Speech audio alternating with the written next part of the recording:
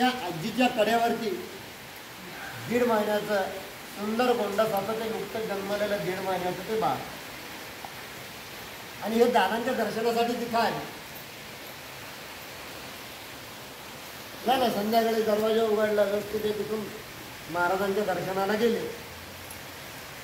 दादांच्या दर्शनाला गेले. जसं आता मोठं भूषण असतं बघा, नातू होणं म्हणजे अत्यंत भूषणावाही गोष्ट असते.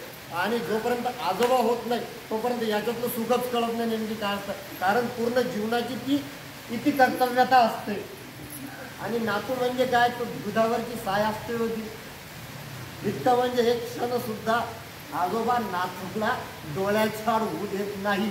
आणि अशा भूषणाने ते आजोबा नाती पुढे चालायला लागले. आणि त्यांच्या पाठीमागून त्या बाळाचे आई वडील गेले पूर्ण भवनामध्ये. ते जसे गेले तसं त्यांनी त्या बाळाला दादांकडे दिले. इतका वेळ ते बाळ झोपलेलं होतं. दादांनी सुद्धा अगदी अलगद वात्सल्याने त्या बाळाला महाराजांनी उचलून घेतलं. आणि जसं ते बाळ दादांकडे गेलं त्यानं डोळे उघडले. तेव्हा दादांनी काय शब्द वापरला, आता पटली ना म्हणे तुझी खात्री, आलास ना म्हणे पुन्हा पारनेरला. काय शब्द वापरले, आता पटली ना म्हणे तुझी खात्री, आलास ना म्हणे पुन्हा पारनेरला. आणि त्या बाळानं सुद्धा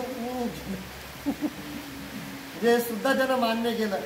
म्हणून मी तुम्हाला असं सांगतो की या जीवनामध्ये या उपासनेच्या या पूर्णवादी तत्वप्रणालीच्या अनुसरून तुम्ही जर जीवन जगले आणि पूर्ण जीवनाचा आनंद तो पूर्णानंद तुम्ही जर प्राप्त करून घेतला आणि तो जर तुम्हाला पुन्हा पुढच्या जन्मी मिळवायचा असेल आणि पुन्हा जर हेच गुरुपीठ लागत असेल तर तसा संकल्प तुम्ही तिथं पुन्हा एकदा करून पुन्हा पुढचा जन्म तुम्हाला या पूर्णवादाच्या मांडीवरती मिळू शकतो आणि मिळालेला आहे.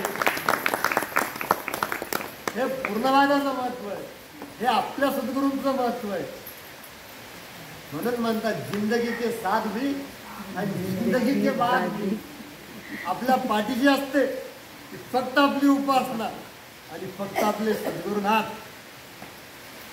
म्हणून आज जे मी बोललो ते जर बरोबर असेल तर ती सद्गुरूंची कृपा, आणि जिथे कुठे कमी पडलं असेल तिथं माझा अभ्यासाचं कमी पडेल.